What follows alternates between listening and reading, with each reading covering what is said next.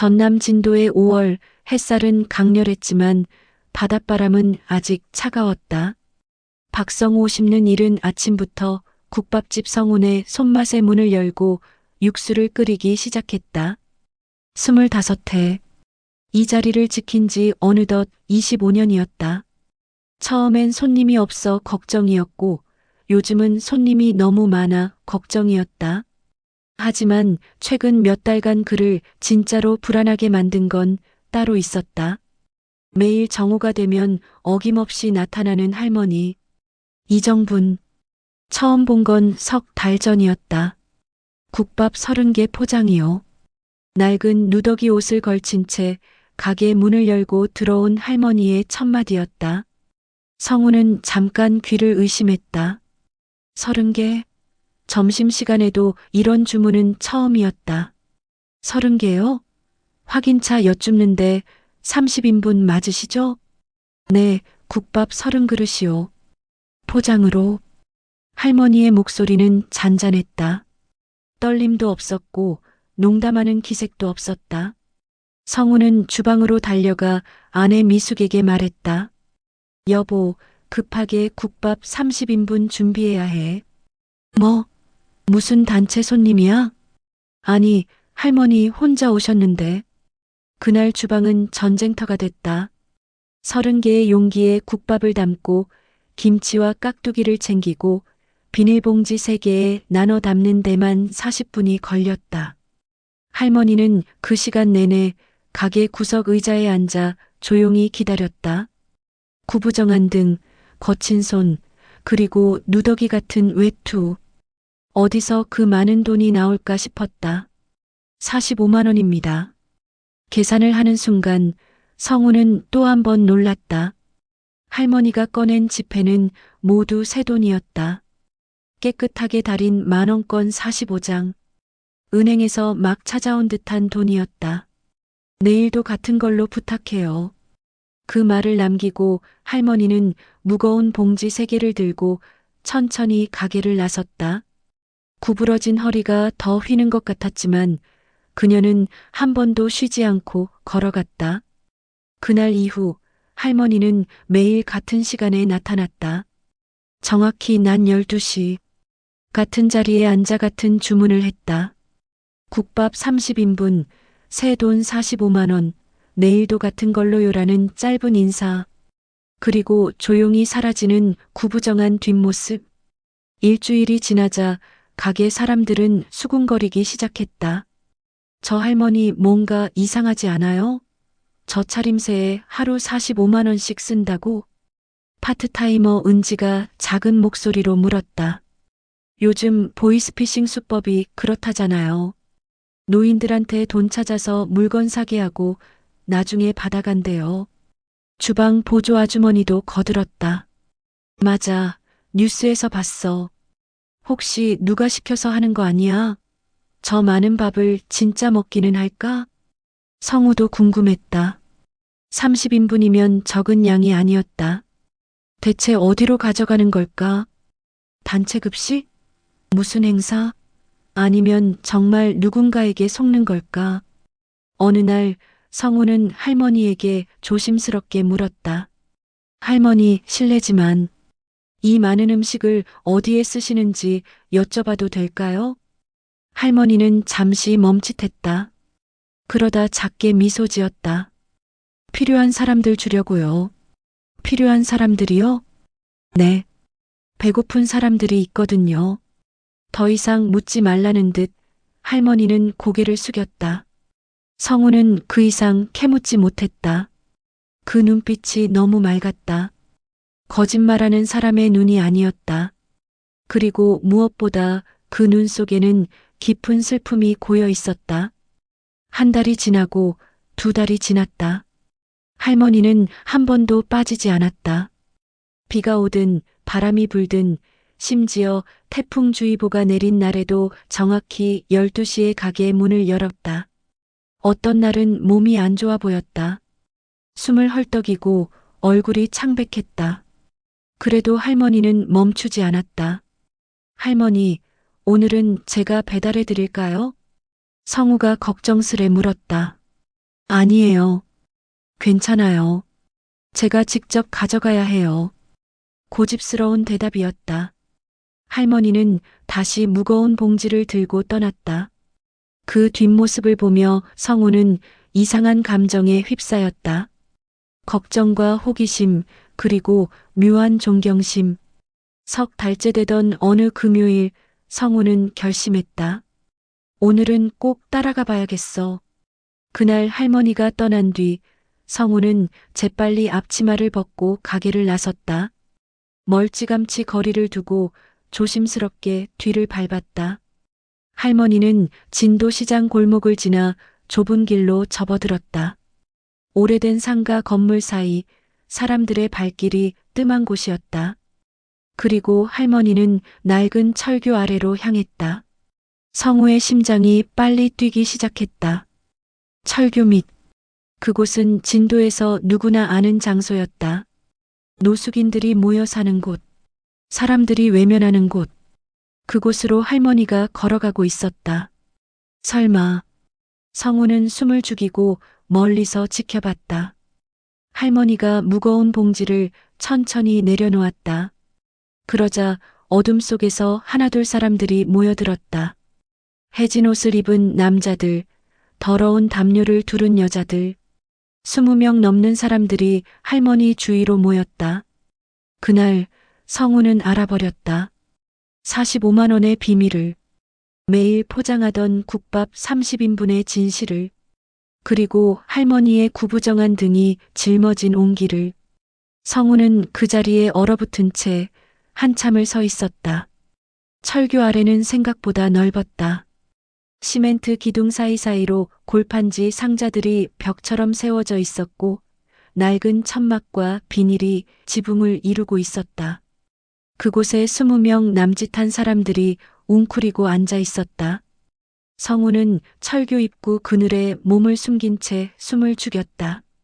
할머니가 무거운 봉지를 바닥에 내려놓자 천막 안쪽에서 사람들이 하나둘 모여들었다. 할머니, 오늘도 오셨네요.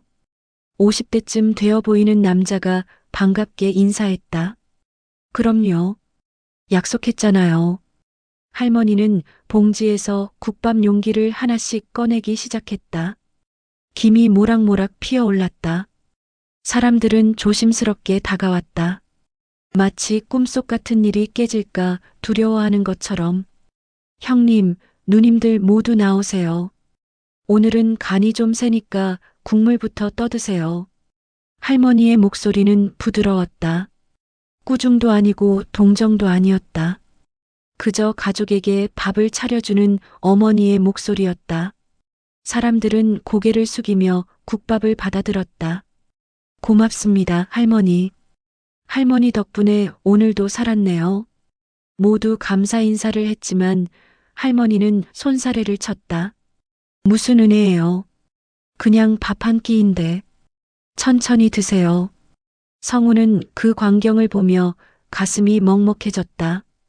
사람들은 이름 대신 서로를 형님, 누님이라 불렀다. 나이도 과거도 묻지 않았다. 그저 오늘 이 자리에 함께 있다는 것만으로 가족이 되었다. 영숙 누님, 기침은 좀 나아졌어요? 네, 할머니가 사다 준 약 먹으니까 좋아졌어요. 철수 형님, 어제 추웠죠? 담요 더 필요하면 말해요. 할머니는 그들의 이름을, 사정을, 아픔을 모두 알고 있었다. 단순히 밥을 나눠주는 것이 아니었다. 그들의 이야기를 들어주고 존재를 인정해주는 것이었다. 성우는 자신도 모르게 눈시울이 뜨거워졌다. 그동안 자신은 과연 몇 명의 손님 이름을 기억하고 있을까? 누군가의 아픔을 진심으로 궁금해한 적이 있었을까? 모든 국밥이 나눠지고 사람들은 조용히 먹기 시작했다. 그 순간만큼은 철교 밑이 아니었다. 따뜻한 식탁이었다. 할머니는 빈 봉지를 정리하며 말했다. 다들 천천히 드세요. 내일 또 올게요. 할머니, 조심히 들어가세요. 할머니, 사랑해요.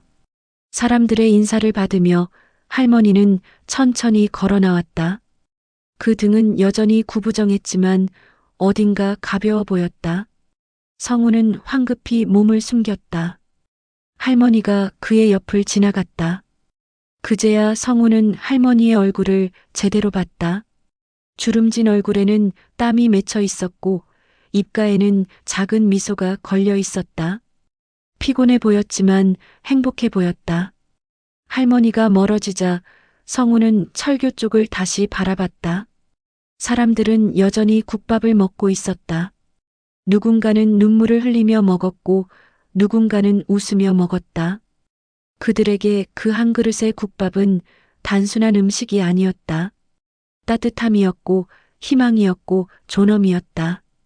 성우는 그 자리에 한참을 서 있었다. 가슴속에서 무언가가 뜨겁게 솟아올랐다. 25년간 국밥을 팔았지만 진짜 국밥의 의미를 오늘 처음 알았다. 그날 저녁 성우는 가게 문을 일찍 닫았다. 아내 미숙이 이상하다는 듯 물었다. 왜 이렇게 일찍 닫아? 무슨 일 있어? 성우는 대답 대신 아내를 꼭 안았다. 여보, 우리 정말 좋은 일 해왔어. 미숙은 영문을 몰랐지만 남편의 눈빛이 평소와 다르다는 걸 느꼈다. 그날 밤 성우는 잠을 이루지 못했다. 창밖으로 보이는 별들이 유난히 밝았다. 그리고 그의 마음속에는 한 가지 결심이 자리 잡고 있었다. 그날 이후 사흘이 지났다. 성우는 할머니를 대하는 태도가 달라졌다. 더 정성스럽게 국밥을 담았고 김치도 더 넉넉하게 챙겼다. 하지만 할머니에게 직접 말을 꺼낼 용기는 나지 않았다. 어떻게 말해야 할까? 따라갔습니다라고 말하면 할머니는 어떤 표정을 지을까? 그러던 어느 날 오후 할머니가 평소보다 일찍 가게 문을 열었다. 시계는 11시 30분을 가리키고 있었다. 할머니의 얼굴은 평소보다 더 창백해 보였고 숨소리도 거칠었다. 할머니, 괜찮으세요? 어디 아프신 거 아니에요? 성우가 걱정스레 물었다. 괜찮아요. 그냥 좀 일찍 와봤어요. 할머니는 평소 자리에 앉았다. 손이 미세하게 떨리고 있었다. 성우는 더 이상 참을 수 없었다. 할머니, 네. 제가 사실은 며칠 전에 할머니 뒤를 따라갔었어요. 할머니의 눈이 커졌다. 성우는 재빨리 말을 이었다. 죄송해요. 너무 궁금해서. 그런데 할머니, 저는 정말 말을 잇지 못하고 성우는 고개를 숙였다. 할머니는 한참을 말없이 앉아 있었다. 그러다 작게 한숨을 내쉬었다. 들켰네요. 할머니, 사장님 놀랐죠? 저런 곳에 매일 밥을 갖다 준다니. 할머니의 목소리는 담담했다. 성우는 고개를 저었다. 아니에요. 전 오히려 감동받았어요. 할머니가 얼마나 대단한 분인지 알았어요. 대단하긴요. 그냥 제가 하고 싶어서 하는 거예요. 할머니는 품속에서 낡은 봉투를 꺼냈다. 그 안에는 오래된 서류 몇 장과 색바랜 사진 한 장이 들어 있었다. 사진 속에는 젊은 남자가 헬멧을 쓰고 웃고 있었다. 제 남편이에요. 광산에서 일했죠. 성우는 조심스럽게 사진을 받아들었다. 26 해전이에요. 막장이 무너지면서 남편이 그 안에 갇혔어요. 같이 일하던 사람들 9명이랑 함께요. 할머니의 목소리가 미세하게 떨렸다. 구조대가 왔지만 너무 늦었어요. 다들 못 나왔어요. 남편은 제일 안쪽에 있었대요. 다른 사람들을 먼저 나가게 하려고. 성우는 아무 말도 할 수 없었다. 광산 회사에서 보상금을 줬어요. 많은 돈이었죠. 그런데 그 돈을 받고 나니까 더 마음이 아프더라고요. 남편의 목숨값이라는 게. 할머니는 서류를 펼쳤다. 보상금 지급 내역서였다. 그래서 생각했어요. 이 돈으로 남편이 하고 싶었던 일을 해야겠다고. 남편이 늘 말했거든요. 배고픈 사람한테 국밥 한 그릇은 목숨값이라고. 할머니, 남편은 가난하게 살았어요. 어릴 때부터 끼니를 제대로 못 먹었대요. 그래서 배고픈 사람을 못 지나쳤죠. 주머니에 돈이 있으면 꼭 밥을 사줬어요. 할머니의 눈가에 눈물이 맺혔다. 그 사람이 마지막으로 한 말이 뭔지 아세요? 구조대한테 전해달라고 했대요. 여보, 저녁은 먹고 다니라고. 그게 마지막 말이었어요. 성우의 눈시울도 뜨거워졌다. 그래서 이 돈으로 사람들한테 밥을 사주기로 했어요. 철교 밑 사람들은 아무도 신경 안 쓰잖아요. 그 사람들도 누군가의 가족이고 누군가의 친구였을 텐데. 할머니는 손수건으로 눈가를 닦았다. 처음엔 혼자 가서 라면을 끓여줬어요. 그런데 그것도 힘들더라고요. 나이가 드니까. 그래서 사장님 가게 국밥을 사다 나르기 시작했어요. 6개월 전부터요. 6개월. 네. 매일 45만 원씩이면 한 달에 1,350만 원이죠. 1년이면 계산 안 해봤어요. 돈이 떨어지면 그때 그만둘 생각이에요. 성우는 할머니의 손을 꽉 잡았다. 그 손은 차갑고 거칠었다. 할머니, 몸은 괜찮으세요? 매일 그 무거운 걸 들고 다니시면. 괜찮아요. 이 정도는 할 수 있어요. 그 사람들이 배불리 먹는 모습 보면 힘이 나요. 할머니는 다시 미소 지었다. 사장님, 오늘도 국밥 30인분 부탁해요. 사람들이 기다려요.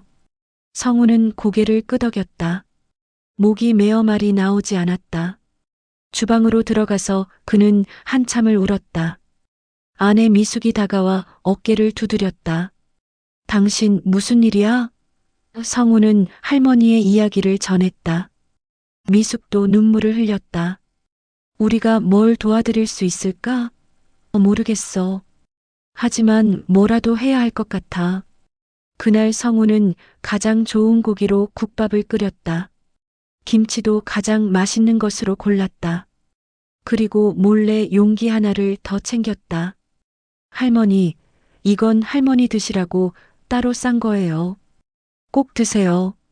할머니는 사양했지만 성우는 고집을 꺾지 않았다. 할머니가 무거운 봉지를 들고 나가는 모습을 보며 성우는 다짐했다.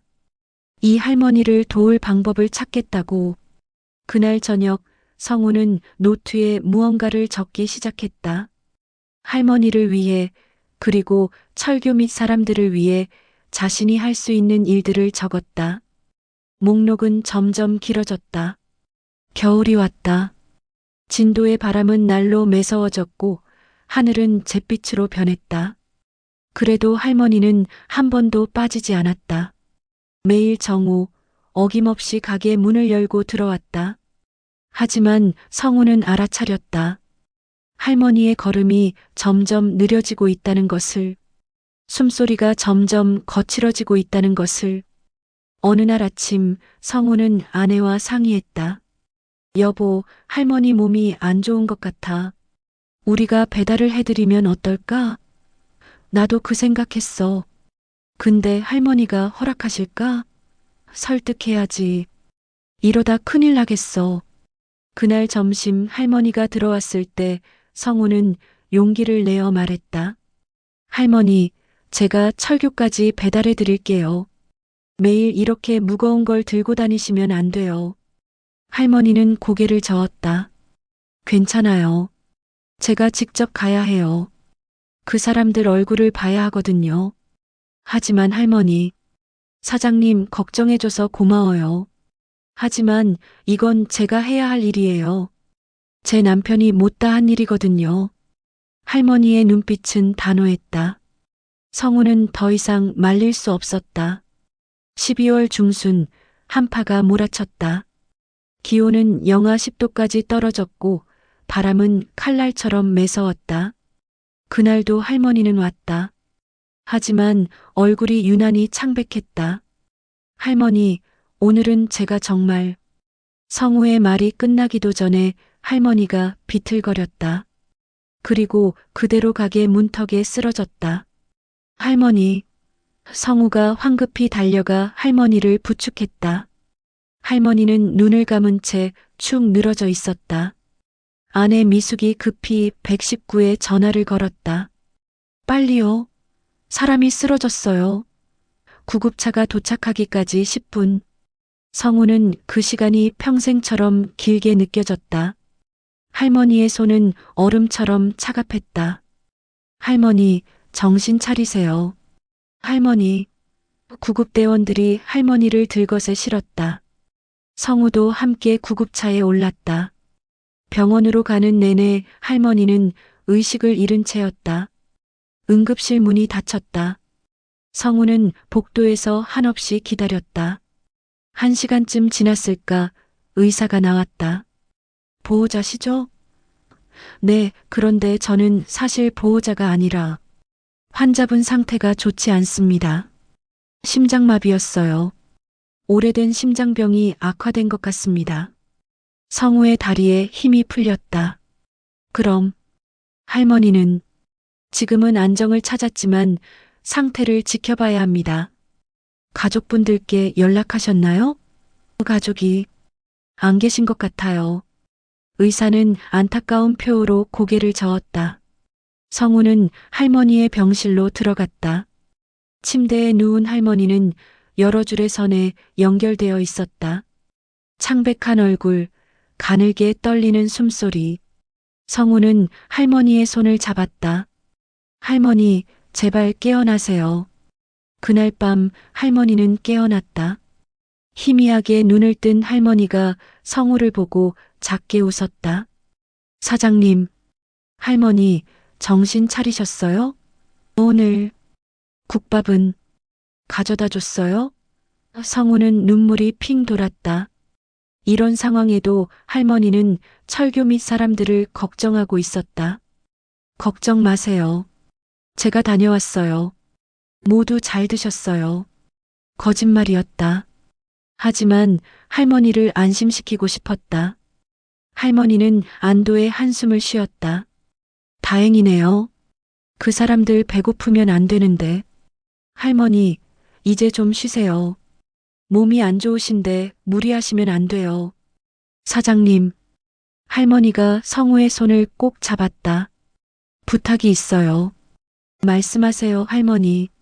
제가 만약 못 일어나면 그 사람들한테 밥 좀 계속. 할머니의 목소리가 떨렸다.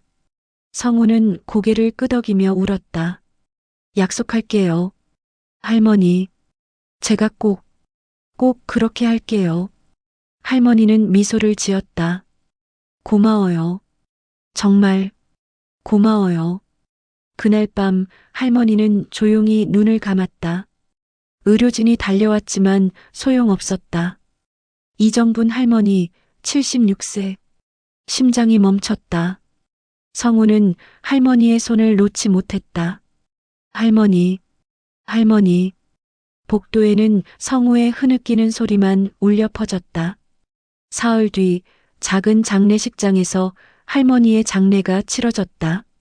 성우와 그의 아내, 그리고 몇몇 가게 직원들이 전부였다. 조문객은 없었다. 하지만 장례식이 시작되기 직전 사람들이 하나둘 들어오기 시작했다. 낡은 옷을 입은 사람들, 철교 밑에서 살던 사람들이었다. 20명이 넘는 사람들이 국밥 용기를 들고 왔다. 이건 할머니가 사주던 밥이에요. 젊은 남자가 떨리는 목소리로 말했다. 이제 우리가 드릴 차례예요. 사람들은 조용히 할머니의 영정 앞에 국밥을 놓았다. 뜨거운 김이 피어올랐다. 그리고 모두 무릎을 꿇고 울었다. 할머니 감사했습니다. 할머니 덕분에 살았습니다. 할머니 사랑했어요. 성우도 그들과 함께 울었다. 할머니가 나눈 것은 밥만이 아니었다. 따뜻함이었고 희망이었고 사랑이었다. 영정 속 할머니는 조용히 미소 짓고 있었다. 장례를 치른 다음 날 성우는 가게 문을 열지 못했다. 멍하니 앉아 창밖만 바라봤다. 할머니가 들어올 것만 같았다. 국밥 30개 포장이요. 그 목소리가 들릴 것만 같았다. 아내 미숙이 옆에 앉았다. 당신 할머니가 마지막으로 부탁하신 거 기억해? 성우는 고개를 끄덕였다. 철교 밑 사람들에게 계속 밥을 주라던 할머니의 말. 떨리는 목소리로 했던 그 부탁. 약속했잖아. 우리가 해야지. 미숙의 말에 성우는 천천히 일어났다. 그래, 약속했어. 할머니와. 그날부터 성우는 매일 점심마다 국밥 30인분을 준비했다. 직접 철교 밑으로 가져갔다. 처음에는 사람들이 놀라워했다. 사장님이 왜 여기까지? 할머니가 부탁하셨어요. 계속 밥을 드리라고. 성우는 할머니가 하던 대로 국밥을 나눴다. 형님, 누님들 천천히 드세요. 내일도 올게요. 사람들은 고개를 숙이며 눈물을 흘렸다. 할머니의 온기가 아직 남아 있었다. 일주일이 지나자 성우는 결심했다. 가게 간판을 바꾸기로. 아내와 직원들에게 말했다. 할머니를 기리는 간판을 달고 싶어요. 그리고 점심시간에 무료 국밥을 나눠드리려고요. 미숙이 눈물을 글썽이며 말했다. 좋아요. 할머니가 좋아하실 거예요. 며칠 뒤 가게 간판 아래 새로운 현판이 달렸다. 이정분 할머니의 밥상 마이너스 누구나 와서 드세요. 크고 정성스러운 글씨였다. 성우는 공지를 냈다. 매일 점심 12시부터 1시까지 어려운 분들께 무료로 국밥을 대접합니다. 이정분 할머니의 뜻을 이어갑니다. 첫날 철교 밑에서 오던 사람 몇 명이 왔다. 조심스럽게 문을 열고 들어왔다. 저희도 먹어도 되나요? 물론이죠. 앉으세요. 성우는 정성껏 국밥을 내왔다. 김치와 깍두기도 넉넉하게 담았다. 사람들은 눈물을 흘리며 먹었다. 할머니 맛이에요. 똑같아요. 할머니가 여기 계신 것 같아요. 소문은 빠르게 퍼졌다. 이틀째부터는 더 많은 사람이 왔다. 노숙인만이 아니었다. 홀로 사는 노인, 일용직 노동자, 끼니를 거르는 학생들, 모두가 조심스럽게 문을 열었다. 성우는 누구에게도 묻지 않았다. 그저 따뜻한 국밥을 내어줬다. 천천히 드세요. 내일도 오세요. 일주일이 지나자 하루 50인분, 2주가 지나자 70인분이 필요했다. 가게 수입은 줄어들었다. 하지만 성우는 멈추지 않았다. 여보, 이러다 우리 망하는 거 아니야? 직원 은지가 걱정스럽게 물었다. 괜찮아요. 어떻게든 되겠죠. 성우는 웃으며 대답했다. 그런데 신기한 일이 일어났다. 저녁 손님이 늘어나기 시작한 것이다. 소문을 듣고 찾아오는 사람들이었다. 여기가 그 천사 할머니 이야기가 있는 곳이죠? 국밥 맛이 정말 좋다던데요. 저도 할머니 이야기 듣고 왔어요. 사람들은 국밥을 먹으며 할머니 이야기를 들었다. 그리고 감동했다. 어떤 이들은 조용히 봉투를 두고 갔다. 이거 무료 국밥 재료비로 쓰세요. 할머니 뜻 이어가시는 거 응원합니다. 성우는 그 돈을 모아 더 많은 국밥을 끓였다. 한 달이 지나자 지역 신문에 기사가 났다. 진도의 천사 할머니, 그 뜻을 이어가는 국밥집. 기사는 할머니의 이야기와 성우의 노력을 담았다. 더 많은 사람이 찾아왔다. 어떤 이는 쌀을 가져왔고 어떤 이는 김치를 담아왔다. 저도 돕고 싶어요. 할머니 이야기 듣고 가만히 있을 수가 없어서요. 진도 시장 사람들도 동참했다. 정육점 주인은 일주일에 한 번 고기를 기부했다. 채소 가게 아주머니는 싱싱한 채소를 보냈다. 우리도 할머니 은혜 갚아야지. 겨울이 가고 봄이 왔다. 가게 앞에는 할머니 사진이 걸렸다. 영정 사진이 아니라 환하게 웃고 있는 젊은 시절 사진이었다. 남편과 함께 찍은 사진.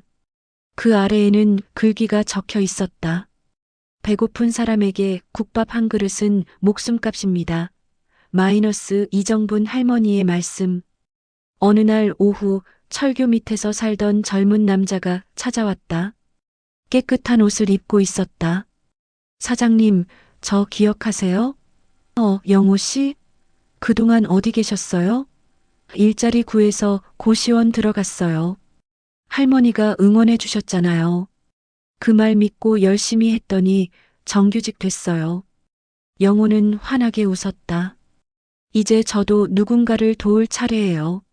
매달 조금씩 후원하고 싶어요. 성우는 그의 손을 꼭 잡았다. 할머니가 보시면 정말 기뻐하실 거예요. 그날 저녁 성우는 가게 문을 닫고 할머니 사진 앞에 섰다. 할머니, 약속 지키고 있어요. 그리고 이제 알았어요. 성우는 조용히 말했다. 진짜 부자는 돈 많은 사람이 아니라 따뜻한 밥을 나누는 사람이에요. 할머니가 그걸 가르쳐 주셨어요. 사진 속 할머니는 여전히 환하게 웃고 있었다. 가게 밖으로 국밥 냄새가 퍼져나갔다.